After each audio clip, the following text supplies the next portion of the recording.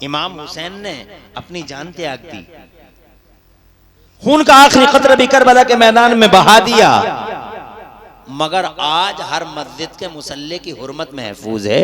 ये हुसैन के खून का नतीजा है।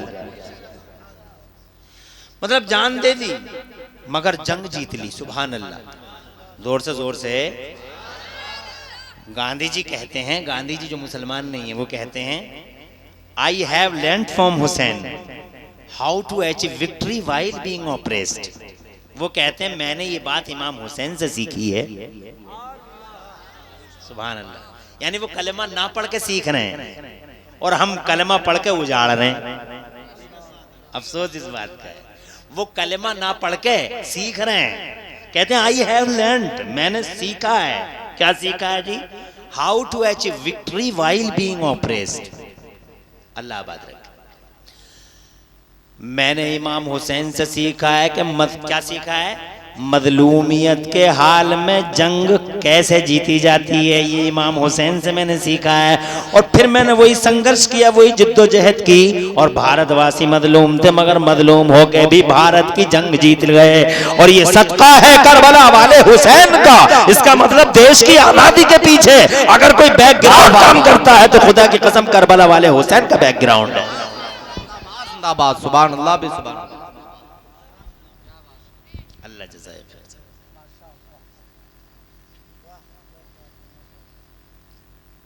कलेमा नहीं पढ़ा है मगर वो सीख रहे हैं, और हमने कलेमा पढ़ा और हम जनाबे वाला आशियानों को जला रहे हैं, हम अपने कल्चर को बिगाड़ रहे हैं, डांस हो रहे हैं, रक्स सुरूद की मजलिसें सजी हैं, और कोई कुछ कहने वाला नहीं है जनाब वाला। क्या वक्त आ गया कि कोई कुछ कहने वाले भी नहीं है। कौन बुराई ले, कौन बुराई ले, कौन बुराई ले, कौन बुराई ले जनाब वाला। ये हजरात मोहतरम मगर ये कलमा पढ़ने वाले हैं नहीं है, कलमा पढ़ने वाले मगर सीख रहे हैं। हम अपने इमाम से, अपने इस्लाम से, इन अल्लाह वालों से कुछ भी नहीं सीख रहे।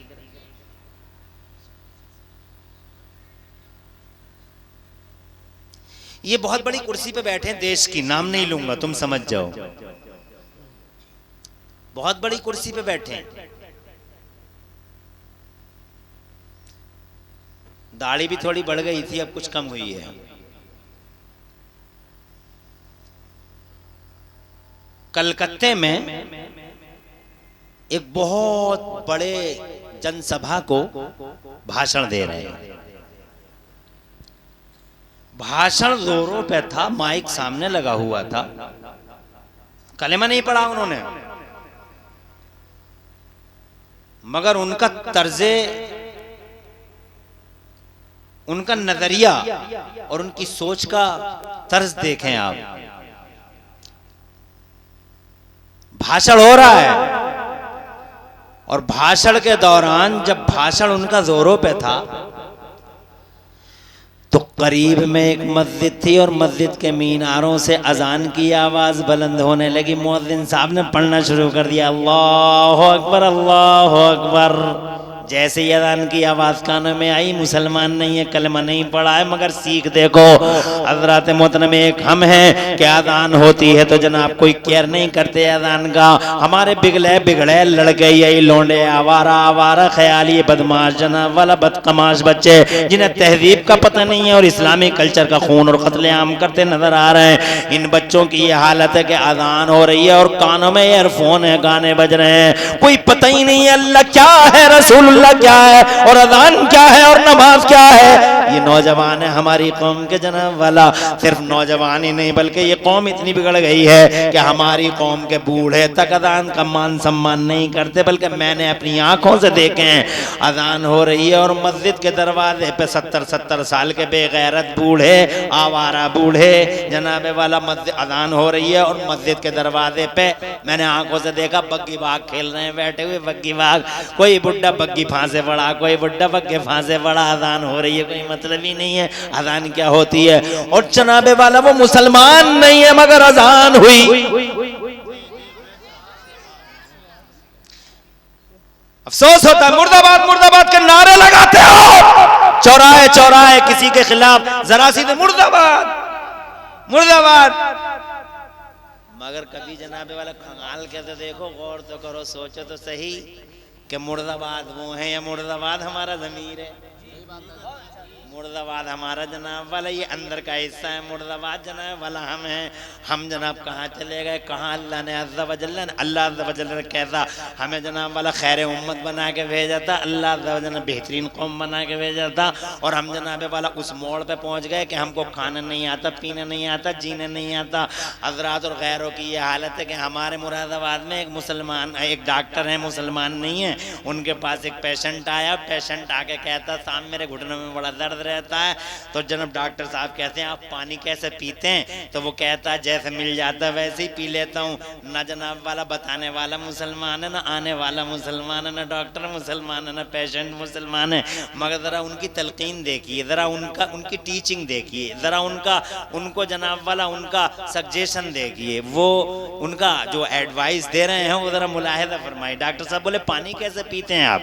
तो कहता है जैसे मिल जाता है वैसे ही पी लेता हूँ। तो कहते हैं डॉक्टर साहब कहते हैं अगर घुटनों के दर्द से नजात चाहिए आपको तो जब भी पानी पिया करें तो बैठ के पिया करें, और एक सांस में नहीं कई पिया करें, और गटर गटर नहीं बल्कि पानी को चूस के पिया करें। जब मेरे कानों तक उनका ये एडवाइस पहुंचा, खुदा की कसम मुझे मदीने वाले मुस्तफा की तहजीब याद आ गई, आमिना के लाल की सुन्नत याद आ गई, और मैं हैरत में पड़ गया कि जमाना आज हमारे मुस्तफा और हमारे इस्लाम से कल्चर सीख रहा है, और हमने अपने जौहरों को बीच रोडों में फेंक दिया और आवारा।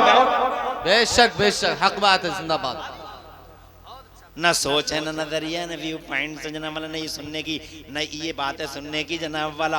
बहुत सारे लोगों को जनाब वाला न ये बातें सुनने की क्षमता है, सलाहियत है, बल्कि किस तरह की बात है, अरे किस तरह की बात है, तवज्जो है तुम्हारी, सुनोगे थोड़ी देर, नहीं सुनोगे कोई जाएगा तो नहीं।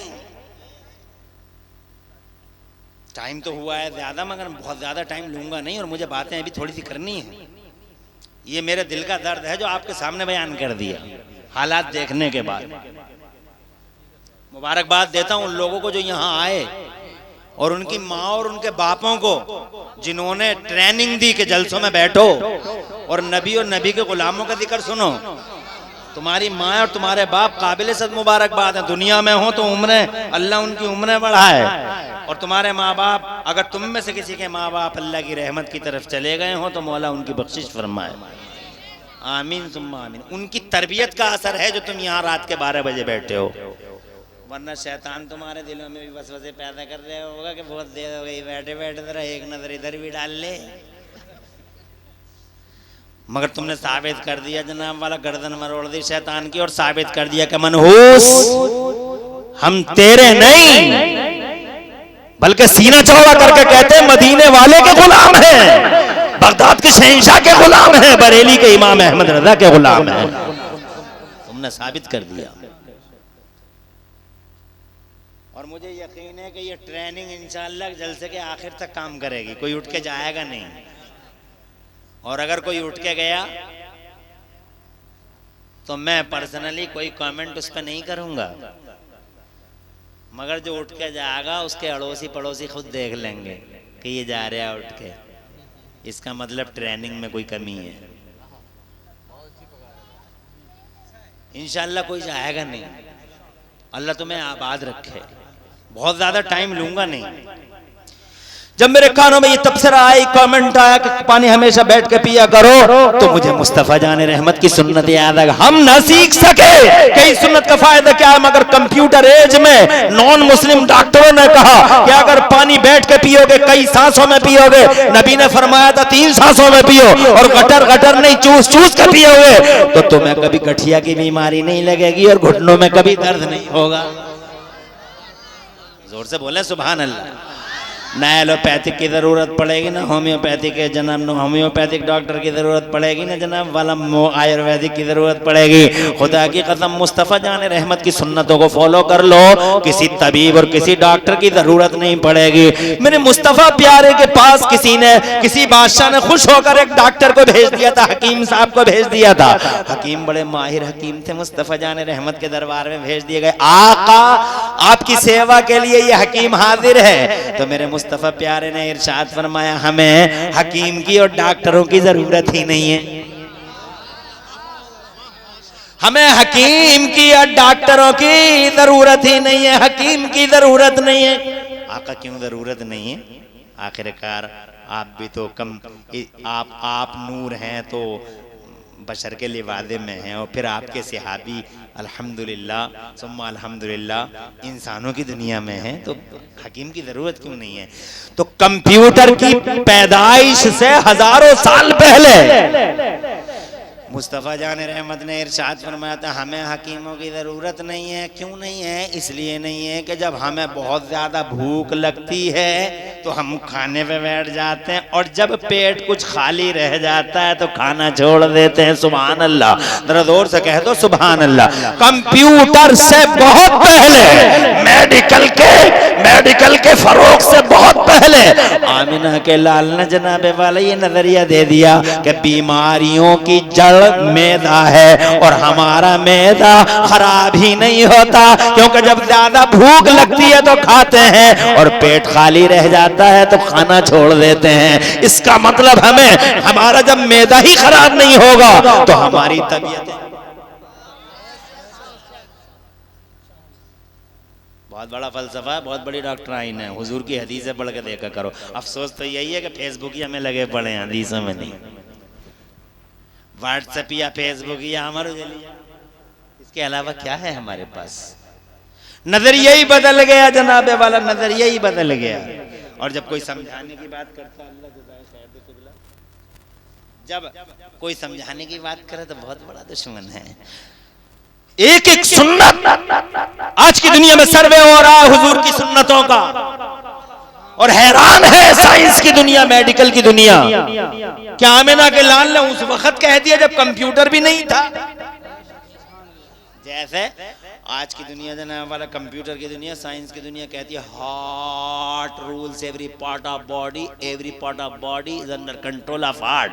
आज की दुनिया कहती है कि दिल जिस्म के हिस्से हिस्से पे हुकूमत करता है, आंख पर, नाक पर, कान पर, पाँव पर, जबान पर दिल राजा है, दिल हुकूमत करता है। जैसा दिल चाहता है जबान वैसे ही करती है, जैसा दिल चाहता है कान वैसे ही करता है। ये 1400, ये आज कह रहे हैं साइंस वाले, मगर 1400 साल पहले मेरा मुस्तफा फरमाता है, अला इन्ना फी जसदिल इंसान लमुज़गा इज़ा सलहा सलहल जसदु कुल्लु व इज़ा फसदा फसदल जसदु कुल्लु अला वहियल क़ल्ब। ओ लोगो, तुम्हारी इंसान की बॉडी में गोश्त का एक लोथड़ा होता है, अगर गोश्त का वो लोथड़ा अच्छा है तो सारी बॉडी अच्छी है, अगर गोश्त का वो लोथड़ा खराब है तो सारी बॉडी खराब है। किसी ने पूछा, या मुस्तफा पूरी ह्यूमन बॉडी जिस गोश्त के टुकड़े पर डिपेंड है, उस गोश्त के टुकड़े को क्या कहा जाता है? तो सरकार ने फरमाया, अला वहियल क़ल्ब, सुनो सुनो, वो दिल है जिस पर पूरी बॉडी का इन्हिसार है। जरा जोर से कह दो सुभान अल्लाह। साइंस आज बोलती है,